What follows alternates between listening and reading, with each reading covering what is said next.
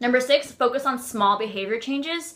You definitely can't expect to make this transformation overnight. It took me a long time because, back a few years ago, I was familiar, obviously, with the concept of what flexible dieting was.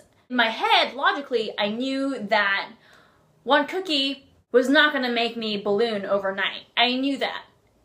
However, yes, I knew that logically, but I think emotionally, maybe I wasn't ready to quite make that leap, because I understand it can seem very, very scary to go from a world where all the rules seem to be in black and white. Eat this, don't eat that, don't eat this many calories, and never do this, and this, and this, and this, and this. It's really scary to go from all these black and white rules to all of a sudden be floating in this gray area where, well, you can eat this, sure, and you can eat that, and you should probably eat more of this, and there's so much gray area. And even though you may be miserable with your binge eating behavior and feeling like you're just spinning your wheels, even though you're miserable and not happy with where you are, it's almost easier to stay in that cycle because it's comfortable and it's familiar. It's what you know. And it's a lot scarier to step out and let yourself feel vulnerable or open yourself up to this new idea and fully embrace it. Yeah, it takes time to come around, and that's okay, because I used to be there too. True behavior change does not happen overnight. True behavior change is actually really hard to implement. So the smaller behavior change that you focus on at a time, the more successful you will be. And the goal is to be able to repeat that behavior consistently enough that eventually it becomes a habit. And by habit, I mean some behavior pattern that you can execute without having to really think about it. So it becomes automatic for you. Which leads me to my next point. 7, celebrate tiny wins. I love this because so often we find ourselves at point A, wherever that may be. Let's say I can't stop binge eating because I'm so strict with my diet. So I always end up sabotaging my own progress. So I'm at A and I want to get to Z. Z is feeling lean, feeling good about myself, feeling strong, and being free from binge eating, right? There's A, you want to get to Z.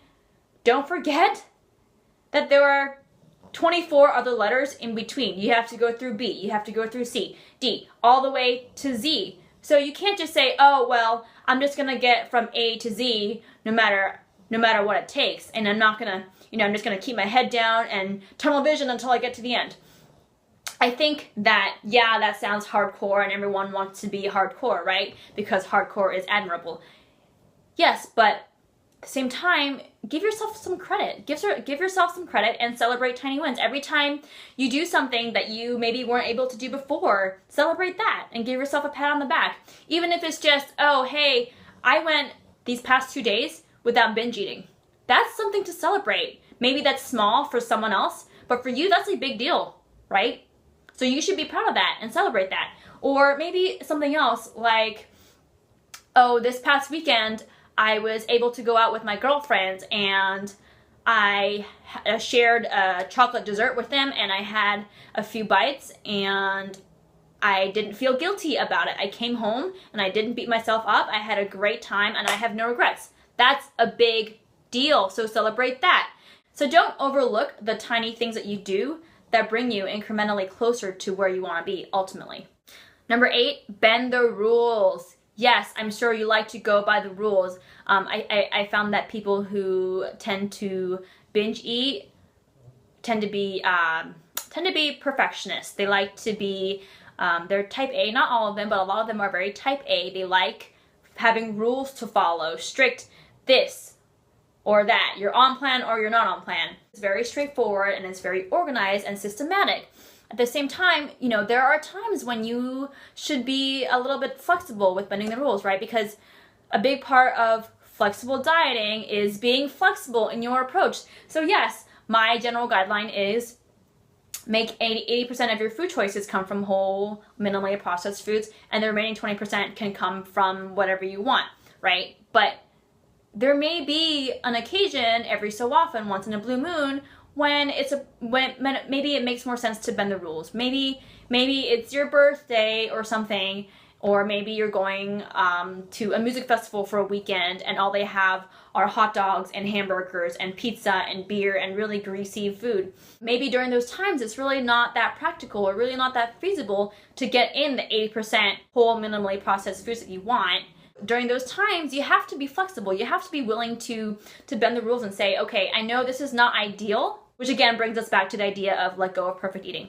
It's not ideal, but I'm doing the best that I can. Okay? Just realize that in any given situation, all you can do is your best. And your best may not be perfect, but you have to be willing to let go of these rigid rules and be flexible in your approach. Be flexible in your mindset and let good enough be good enough.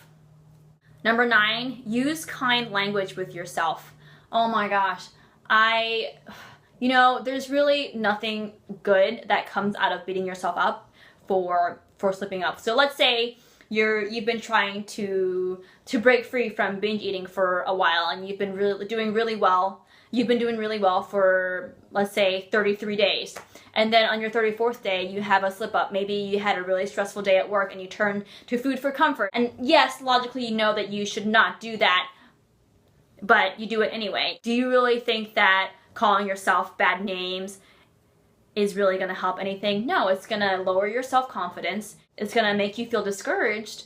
And really, there's nothing positive that comes out of it. So use kind language with yourself. Realize that it takes time to get better. And one small slip up does not mean that you're a complete failure. When you make a mistake, all you have to do is say, okay, I had this whoopsie. Yeah, it wasn't ideal. Yeah, it wasn't perfect. But let's analyze the situation. Let's figure out why it happened. Let's figure out what I could have done differently. And let's figure out what I can do moving forward to prevent that from happening again. So how can I use that mistake to get better as we move forward? I'm not going to say I'm an idiot. I'm not going to call myself, undisciplined or stupid or any of those names because I'm human and I'm just doing my best. Lastly, number 10, know that it gets better. Please don't give up on your quest to break free from binge eating. I know how miserable it is, and I know how lonely it can feel, especially if you feel like, by the way, that's just Ollie sleeping. Those noises in the back. He's sleeping. He's not happy. He's got a little tongue on.